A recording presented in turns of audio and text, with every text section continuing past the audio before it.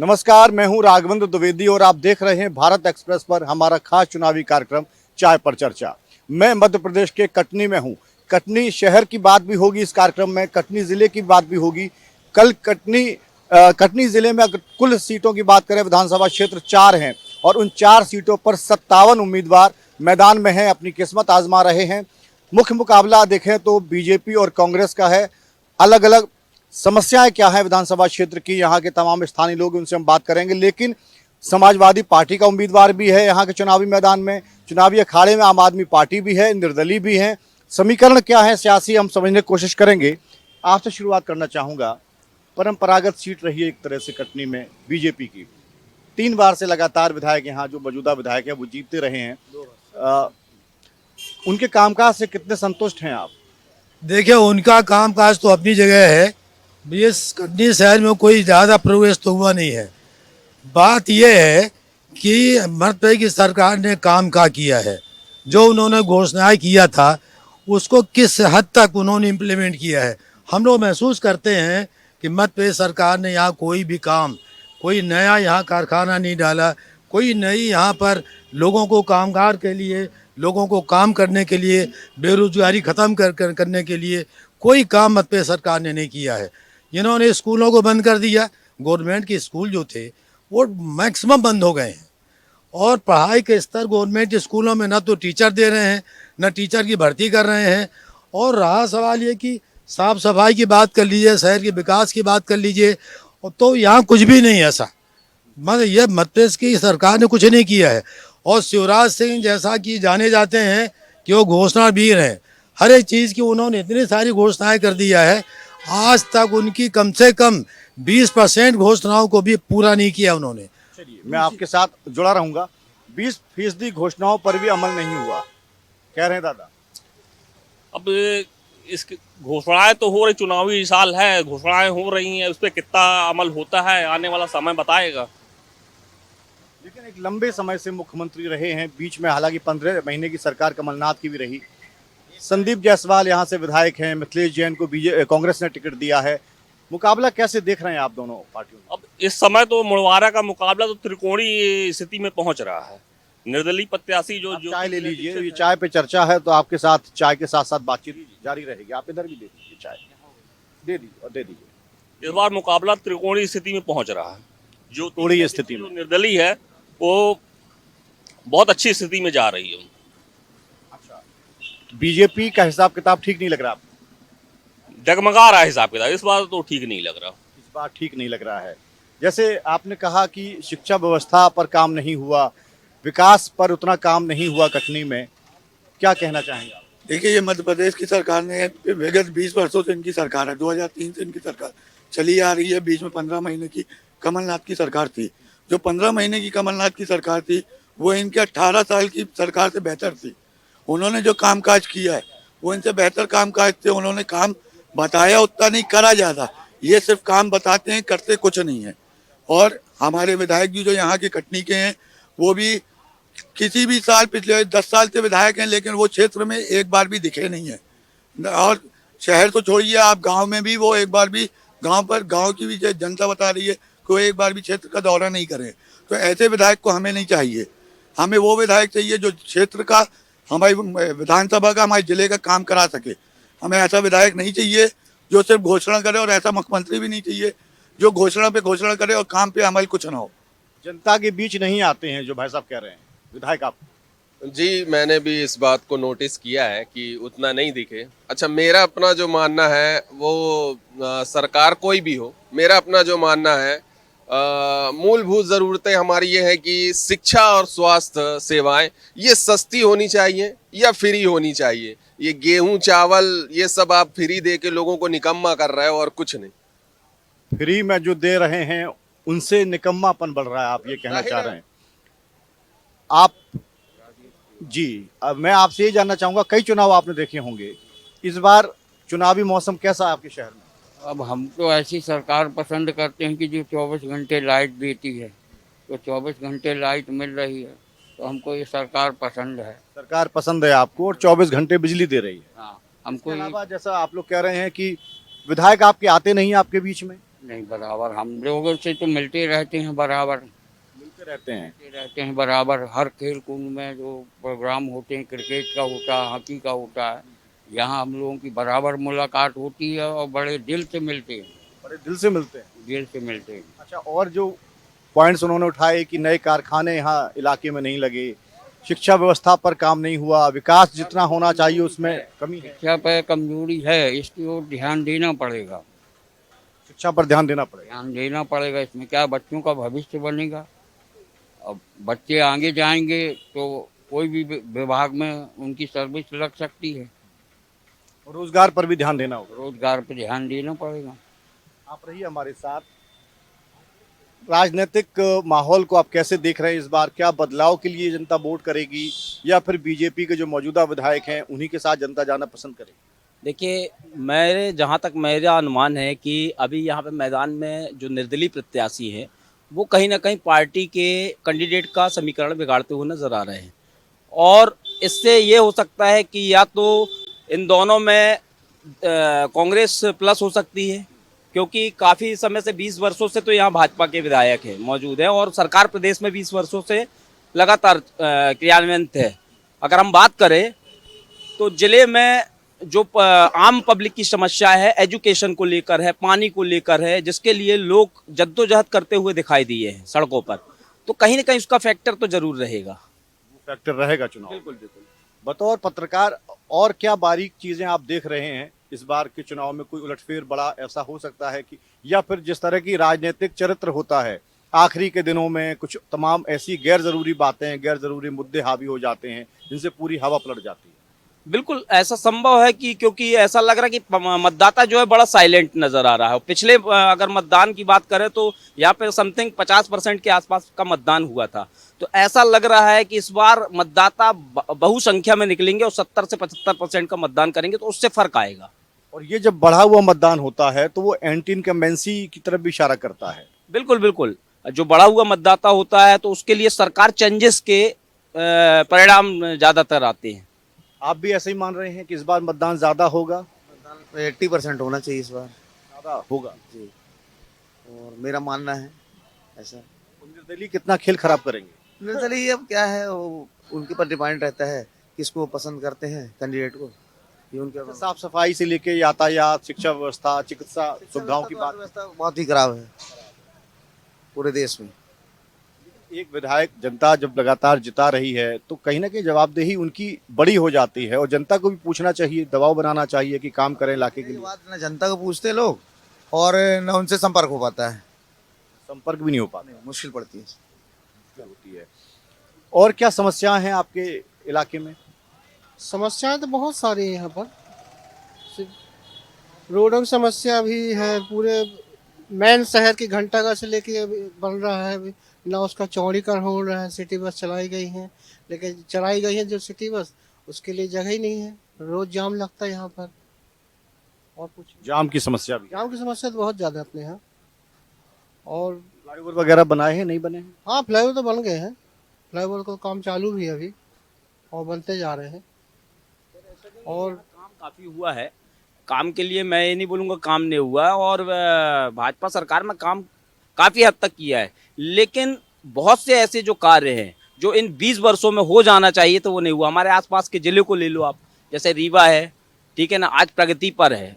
कटनी रीवा के मतलब रीवा के आगे पहले कटनी बहुत अच्छा हुआ करता था, लेकिन आज रीवा महानगर की तर्ज पर विकसित है, इसको अपेक्षित में रखा गया। यहाँ जबलपुर को आप ले लो, जबलपुर विकसित होता जा रहा है, लेकिन कटनी अपेक्षित रहा है। यहाँ चले जाए आप, उमरिया को हाल ही में जिला बनाया, लेकिन उमरिया फिलहाल कटनी से अच्छा होता हुआ नजर। अच्छा, मैं एक ब्रेक के लिए रुकूंगा, अभी वक्त है छोटे से ब्रेक का, लेकिन आप लोग कहीं मत जाइएगा, जुड़े रहिएगा भारत एक्सप्रेस के साथ, बहुत जल्द वापस आता हूँ।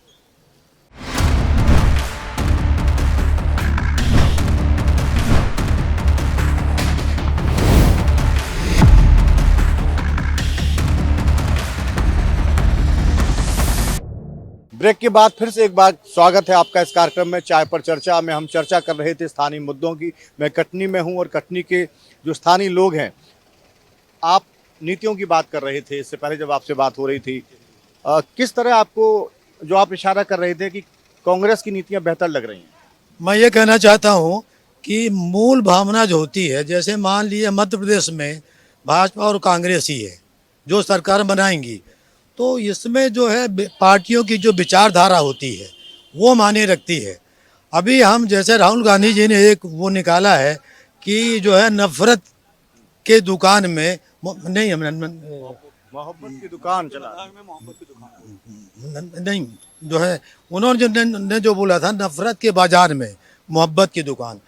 तो जिस तरीके से इस देश का माहौल और यहाँ का माहौल ख़राब कर दिया गया है, उसमें ये ज़रूरत भी है कि भाईचारा बने, एक दूसरे के लोग काम आएँ, आप आपसी वैमनस्यता को ख़त्म करें। और रहा सवाल कांग्रेस का, तो कांग्रेस ने जो घोषणाएं किया है इस साल अभी, वो बहुत उपयोगी हैं। वो अगर बच्चों के लिए करें, शिक्षा के लिए, शिक्षा उन्होंने फ्री किया है, पहली से लेकर 5वीं तक के बच्चियों को 500 देंगे, 6वीं से लेकर 8वीं तक को 1000 देंगे और 9वीं से लेकर 11वीं तक के लिए 1500 देंगे। तो कांग्रेस ने मुख्य तरीके से एजुकेशन को आगे लाया है। और जो कांग्रेस की विचारधारा है, तो यहाँ फ़र्क है कांग्रेस की विचारधारा भाजपा की विचारधारा। तो कांग्रेस की विचारधारा जो है वो सबको लेके चलने की है, सबको साथ में जोड़ने की है। और मैं चूँकि डिफेंस में था, तो डिफेंस में हम देख रहे हैं कि किस तरीके से शासकीय संस्थाओं को बेचा जा रहा है। रेलवे को बेच दिया, यूनिवर्सिटियों को बेच दिया। तो ये बेचने के बाद अबानी प्राइवेट कर रहे हैं, अबानी अंडानी को सारी फैक्ट्रियाँ दे रहे हैं। उससे ये होगा कि जब ये प्राइवेट जब सारे संस्थान प्राइवेट हो जाएंगे तो आरक्षण खत्म हो जाएगा। ST SC OBC को जो अभी एक नौकरी मिलती थी वो नौकरी नहीं मिलेगी। तो ये विचारधारा जो हमारे देश की है वो बहुत ज़्यादा बदल रही, संविधान को ख़त्म किया जा रहा है। विचारधारा की बात दादा कह रहे हैं, इसमें आप अपनी भूमिका को कैसे देख रहे हैं चुनावी माहौल? देखिए, हमारी बात सुनिए। विचारधारा की जहाँ तक बात है, सबसे पहले हिंदुस्तान के अंदर कांग्रेस ने राज किया और लगभग आधे दशक तक कांग्रेस ने राज किया। जब कांग्रेस ही इतनी सक्षम होती तो विचारधारा बदलती नहीं, पहली बात। दूसरी बात, आज कांग्रेस कहाँ पे खड़ी है ये भी जनता को दिख रहा है, क्योंकि जनता बदलाव चाहती है, डेवलपमेंट चाहती है। यदि आप विकास करते होते तो कांग्रेस आज भी सत्ता पे होती, आज सत्ता से बाहर है। 1.5 साल का इनको मौका मिला था इस मध्य प्रदेश में कृषि चुनाव में। 1.5 साल के अंदर इन लोगों ने क्या किया? कांग्रेसियों ने सिर्फ रेता बेचने का काम किया। नकुल नाथ एंड कंपनी के नाम से पूरे मध्य प्रदेश का ठेका दे दिया इन लोगों ने। जब रेता का काम आप लोग करते हो और जनता को महंगी रेता मिलती है तो कहाँ विचारधारा की बात रह गई है? और यहाँ पे विकास के नाम पे कुछ भी नहीं हुआ है। और विचारधारा हमारे पास है, दलित, मुस्लिम, आदिवासी, पिछड़ा और तमाम जो वर्ग हैं इस मध्य प्रदेश के अंदर के और इस भारत देश के, उनको जोड़ने का काम हमारे माननीय राष्ट्रीय अध्यक्ष चंद्रशेखर जी कर रहे हैं। और आज़ाद समाज पार्टी अब की बार मध्य प्रदेश और राजस्थान में पूरी ताकत से चुनाव लड़ रही है। और देखिए आप, आज़ाद समाज पार्टी के बिना कोई भी सरकार मध्य प्रदेश के अंदर और राजस्थान के अंदर नहीं बन सकती। आपको लगता है कि आप किंग मेकर की भूमिका में हो सकते हैं? बिल्कुल, बिल्कुल होंगे। वो जनता हमारे साथ है, हम आवाम के प्रत्याशी हैं। हम कांग्रेस और भाजपा के प्रत्याशी नहीं है, हम जनता के प्रत्याशी हैं। हम सेवक हैं, हम MLA नहीं बनना चाहते, हम सेवक बनना चाहते हैं। ये तो हर आदमी कहता है, हर नेता कहता है। दिखा है ना, 20 साल से भारतीय जनता पार्टी कटनी जिले के अंदर काबिज है। कितना विकास हुआ देख लीजिए आप। एक मेडिकल कॉलेज नहीं है, इंजीनियरिंग कॉलेज नहीं है, तो ये क्या सेवक है? ये सेवक है। इन लोगों ने अपने 10 लाख रुपए से आज 100 करोड़ की प्रॉपर्टी बनाने का काम भारतीय जनता पार्टी के MLA ने यहाँ कटनी जिले के अंदर किया। आप भी ऐसे ही मान रहे हैं? हमारा मानना यह है कि बहुत लंबे समय तक कांग्रेस ने हिंदुस्तान में राज किया और बहुत लंबे समय के बाद एक मौका भारतीय जनता पार्टी को यह मिला कि कांग्रेस ने कुछ गलत किया है, तो जनता ने एक जो है नरेंद्र मोदी पर विश्वास किया। लेकिन हम देख रहे हैं कि नगर पालिका के चुनाव से लेकर, विधायक का चुनाव लेकर, सांसद का लेकर, सब एक चेहरा है नरेंद्र मोदी के चेहरे पर लेकर भारतीय जनता पार्टी चुनाव लड़ रही है। लेकिन जो कांग्रेस ने भ्रष्टाचार किया उससे 100 गुना ज्यादा भारतीय जनता पार्टी ने हिंदुस्तान को लूटने का काम किया है।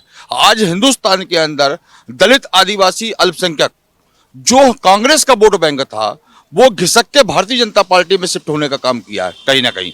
लेकिन आज जो उनको मूल जो मिलना था, जो सम्मान मिलना था, वो सम्मान देश के अंदर ना कांग्रेस ना भारतीय जनता पार्टी ने दिया। लेकिन इस देश के अंदर एक नौजवान जो उभर के आया है, वो चंद्रशेखर नाम है, जो हरिजन दलित नेता है। हमने देखा है, उनकी भाषण सुना है, उनको सुना है उनका जो विचार चल रहा है वो विचार खुले आम जो है, ना कांग्रेस ना भारतीय जनता पार्टी, वो दलित और अल्पसंख्यक और पिछड़े को सम्मान दिलाने के लिए आजाद समाज पार्टी का गठन किया है और पहला चुनाव उनका लड़ रहा है। और आजाद समाज पार्टी, मेरे को लग रहा है, मेरे को जो लग रहा है, मैं जनता की बात मान रहा हूं कि आज मध्य प्रदेश और राजस्थान में खास तौर से किंग मेकर के रूप में ही आजाद समाज पार्टी रहेगी। आपको क्या लगता है कि कांग्रेस और भाजपा में मुकाबला है या फिर तीसरे विकल्प के तौर पर, जैसा आप भाई साहब कह रहे हैं?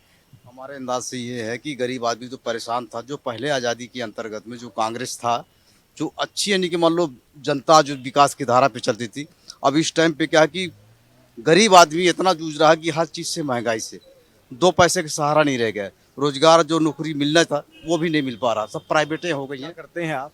ये मजदूरी के अलावा कुछ नहीं। दूरी करते हैं, काम मिलता है आपको? रोज नहीं मिलता सर, कभी कभार मिल गया। अगर महीने में इनका मान लो 10 दिन मिला, बाकी दिन बेकार गया। सरकारी योजनाओं का लाभ पहुंचता है आप तक? बहुत कम, नहीं मिल पाता। किसी लोग को मिला तो किसी को नहीं मिला सर। अब गरीब आदमी उस तरीके से जूझ रहा है जिससे कि कोई मान लो वो नहीं। अब मेहनत करने वाला व्यक्ति, उसको भी पूरा पैसा भुगतान नहीं मिल पाता। यही स्थिति है।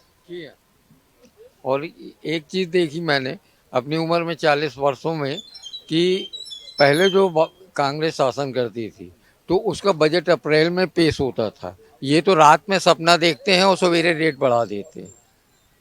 और ये नरेंद्र मोदी की बुरी आदत। आपको यदि अगर बढ़ाना है तो हर साल आप अप्रैल में जब बजट पेश होता है उसमें 1% 2% बढ़ाएंगे तो जनता हंस के उसको झेल सकती है। अब आप प्रतिदिन बढ़ाते हैं। अभी प्याज 100 रुपये थी, आज 30 रुपये है। तो यानी जब तुमने देखा कि हमको कोई वोट नहीं देने वाला है तो उन्होंने फिर कम कर लिया। तो ये चीज़ें का इसमें भाजपा में ज़्यादा तौर है। और ये प्रलोभन देते हैं सिर्फ पैसे का कि हम बहनाओं को 100 रुपये दे रहे हैं तो भाई लोग कहाँ जाएंगे। भाई मर्द को भी तो काम चाहिए। आज आप सुभाष चौक में देखिए तो 250-300 आदमी गांव का ग्रामीण खड़ा है काम के लिए। आप ही और हम मकान नहीं बनवा रहे तो उन गरीबों को रोजगार कहाँ से मिलेगा। कारखानों का भाव, उसकी बात तो पहले हुई है। क्या करते हैं आप?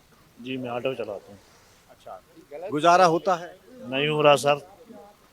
7 किलोमीटर का कटनी शहर है और हमारे कटनी शहर में कम से कम अभी की पोजीशन में 10,000 ऑटो और रिक्शे हैं और 7 किलोमीटर में 10,000 ऑटो चलाना, ये आप भी समझ सकते, मैं भी समझ सकता हूँ।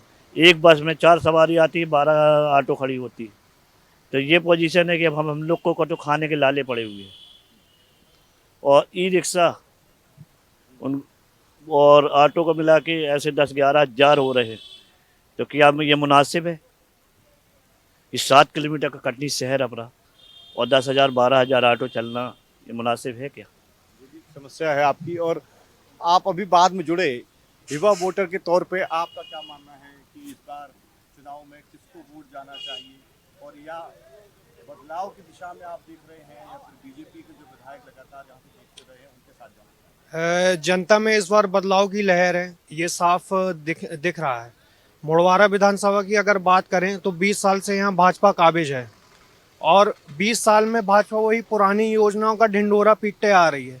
यहाँ पर एक हमारे भाजपा नेता, उनका कहना है कि कटनी के लोग जो हैं उनका जो मानसिकता है कस्बाई मानसिकता के हैं। और भाजपा के BD शर्मा भी, इतने बड़े बड़े नेता यहाँ कटनी में बैठे हैं, उन लोग भी कटनी को कस्बा बनाने की और विकास कर रहे हैं। 2021 में मेडिकल की घोषणा हुई, वही मतलब मेडिकल की घोषणा दोबारा कर दिए। तो भाजपा करना क्या चाह रही? अभी हम रिक्शा का स्टैंड कटनी में कहीं भी हम रिक्शा की अलग से पार्किंग भाजपा ने नहीं बनवाई, जबकि जबलपुर में भी भाजपा के नेता हैं। तो उन लोग ने कैसे करवा लिया? मतलब कटनी के भाजपा नेताओं में दम ही नहीं है क्या? उन लोग प्रदेश सरकार से कुछ फंड ही नहीं ला पाते हैं। कहीं ना कहीं आप इशारा कर रहे हैं कि नीति और नियत दोनों में खामी है। नीति और नियत दोनों में ही खामी है। भाजपा सरकार बिल्कुल भी विकास कार्य नहीं करवा पा रही है। मेरे पास समय इतना ही था। तो आपने इस कार्यक्रम में सुना, अलग अलग तरह की समस्याओं की बात लोग कर रहे हैं। यातायात व्यवस्था की बात की इन्होंने, कहा शिक्षा व्यवस्था में बहुत कमी है, उसको ठीक करने की जरूरत है, कारखाने नहीं लगाए गए हैं। साथ ही साथ बदलाव की तरफ इशारा ये लोग कर रहे हैं। इनका ये कहना है कि सरकार की जो योजनाएं हैं जो अभी बात कर रहे थे भाई साहब हमसे, उनका कहना था कि हम तक योजनाओं का लाभ भी नहीं पहुंचता है। तो इसमें कहीं ना कहीं गुंजाइश बढ़ती है कि अगर इस बार वोटिंग परसेंटेज ज़्यादा हुआ तो वो सत्ता के बदलाव की तरफ इशारा करेगा। और इन लोगों का ये ऐसा उम्मीद है, ऐसा सोचना है कि कहीं ना कहीं बदलाव की तरफ एक चुनावी हवा मोड़ लेती हुई दिख रही है। इस कार्यक्रम में फिलहाल इतना ही, मुझे दीजिए इजाजत, लेकिन बने रहिए आप लोग भारत एक्सप्रेस के साथ। नमस्कार।